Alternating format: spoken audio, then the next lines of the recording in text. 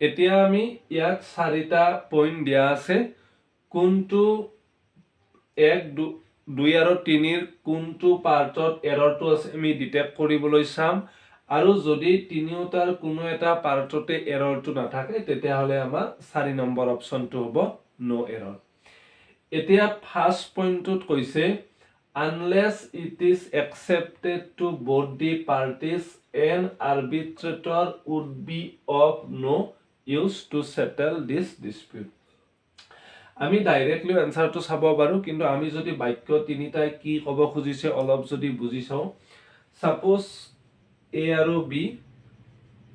দুটা পাৰ্টি আছে এটা এ পাৰ্টি আৰু এটা বি পাৰ্টি এ আৰু বিৰ মাজত ধৰি লৈছো আমি কোনো এটা বিষয়ক লৈ ডিসপিউট আছে কিবা এটা বিবাদ আছে এতিয়া এ আৰু বি এ নিজে বিবাদটো সলিউশন কৰিব পৰা নাই যাৰ কাৰণে এটা থাৰ্ড পাৰ্টি যাক আমি কম আৰবিট্ৰেটৰ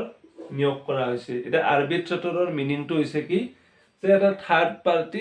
যাক ডিসপিউটটো কিবা এটা ডিসপিউট মানে সেটেল কৰাৰ কাৰণে এংগেজ কৰা হয় এতিয়া এই আৰবিট্ৰেটৰে যিবিলাক পইণ্ট দিব ফৰ এক্সাম্পল আৰবিট্ৰেটৰে এক্স ওয়াই জেড তিনিটা পইণ্ট দিলে আৰু এ বিক মানি ল'ব ক'লে এতিয়া যদি আৰবিট্ৰেটৰে দিয়া পইণ্ট তিনিটা যদি এ আৰু বি এ মানি নলয় তেতিয়া হলে আৰবিট্ৰেটৰটো নিয়োগ কৰা নকৰাৰ একো মিনিং নাই কাৰণ ই তিনিটা পইণ্ট দিছে আহো মানি নলয় গতিকে ডিসপিউটটো সেটেলমেন্ট নহয় সেইটোকে কৈছে যে unless it is accepted to both the parties অৰ্থাৎ ই যিবোৰ পইণ্ট দিব সেই পইণ্টবোৰ যদি দুয়োটা পাৰ্টিয়ে যদি মানি নলয় arbitrator would be of no use to settle this dispute এই আৰবিট্ৰেটৰজন নিয়োগ কৰাৰ কোনো অৰ্থই নাথাকিব to settle this dispute এই ডিসপিউটটো সেটেলমেন্ট কৰাৰ কাৰণে এইটো হৈছে আমাৰ এছামিজ এক্সপ্লেনেশন কিন্তু আমি যদি গ্ৰামাৰৰ পইণ্ট অফ ভিউৰ পৰা চাও unless it is accepted to ইয়াত আছে it is accepted to এতিয়া ইংৰাজী গ্ৰামাৰত এটা আছে ভয়েস বুলি এটা সেকশন থাকে যত এক্টিভ ভয়েস বা এক্টিভ সেন্টেন্স আৰু পেসিভ সেন্টেন্স থাকে পেসিভ ভয়েস বা passive sentence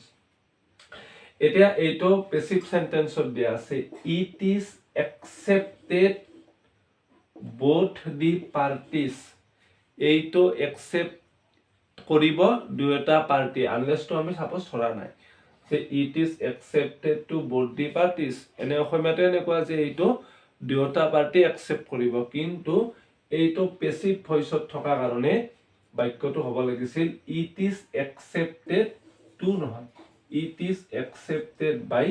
both the parties unless it is accepted by both the parties পেসিভত থকা কাৰণে ইয়াতে টুৰ হলনি বাই প্ৰিপজিশনটো হ'ব গতিকে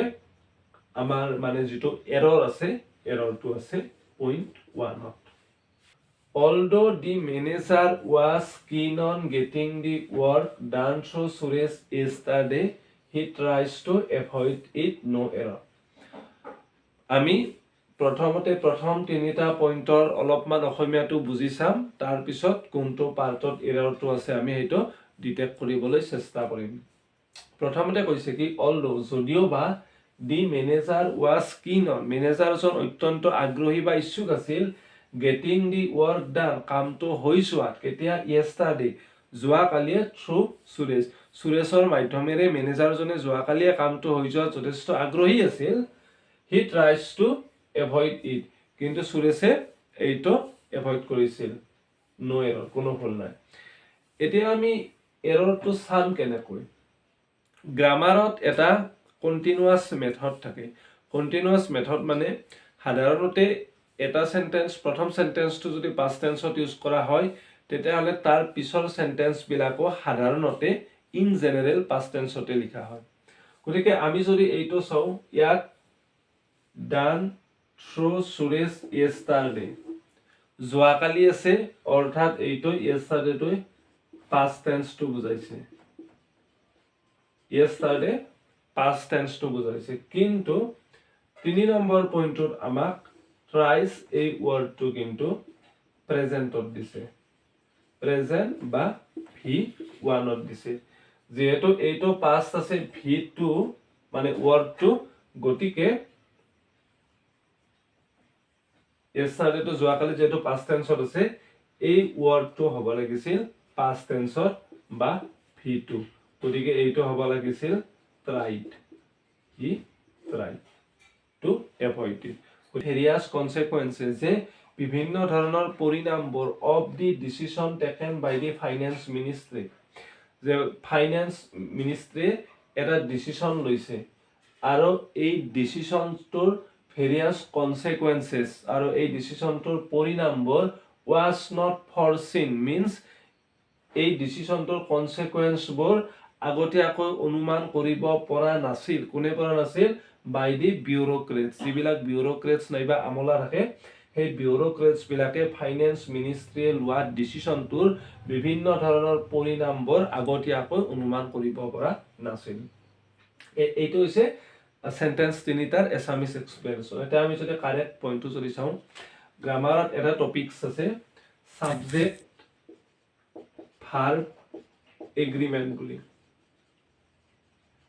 আৰু ইয়াৰ এৰৰটো আছে সাবজেক্ট ভাৰ্ব এগ্ৰিমেন্টৰ পৰা অহা কাৰণ আমি জানো কি সাবজেক্টটো যি হ'ব তাৰ লগত মিলাকৈ ভার্বটো হ'ব লাগিব সাবজেক্ট যদি সাপোজ এক্স হয় এক্সপ্লেইন হয় সাপোজ সাবজেক্টটো থার্ড পারসন হয় ৰাজু মই ক'লো গতিকে ভাৰ্বটো কি হ'ব প্লেস প্ৰেজেন্টত হ'লে আৰু পাষ্টত হ'লে প্লেড বা যদি এইটো সিঙ্গুলাৰ হয় তেতিয়া হলে ইজো হ'ব পাৰে ওয়াজো হ'ব পাৰে পাষ্টত হলে বা প্লুৰেল হলে আৰো হ'ব পাৰে ওয়েৰো হ'ব পাৰে ঠিক তেনেকুৱা ধৰণৰ সাবজেক্ট ভাৰ্ব এগ্ৰিমেন্ট এতিয়া আমাৰ সাবজেক্টটো প্ৰথম সাবজেক্টটো হ'ব দি ভেৰিয়াস কনসিকুৱেন্সেস যে বিভিন্ন ধৰণৰ পৰিণামবোৰ এই কনসিকুৱেন্সেসটো প্লুৰেলত দিয়া আছে প্লুৰেল অৰ্থাৎ বহুবচনত দিয়া আছে যদি ভাৰ্বটো প্লুৰেলত the consequences of the decision taken by the finance ministry কিন্তু এইটো সাবজেক্ট যে লাগিলো এইটো সাবজেক্ট নহয় the decision taken by the finance ministry এইটো সাবজেক্ট নহয় সাবজেক্ট হৈছে দি ভেৰিয়াস কনসিকুৱেন্সেস পৰিণামবোৰ এইটো তাৰ পাৰ্ট এই সাবজেক্টটো যেহেতু প্লুৰেলত দিয়া আছে ইয়াৰ পাছত যেটো ভাৰ্ব দিয়া আছে এটো ওয়াজ এইটো সিঙ্গুলাৰত দিয়া আছে গতিকে ওয়াজৰ পৰিৱৰ্তে কি হ'ব উইল দি ভেৰিয়াস কনসিকুৱেন্সেস বাকিখিনি এটো উইল হ'ব গতিকে আমাৰ এৰৰটো আছে পাৰ মানে 0.32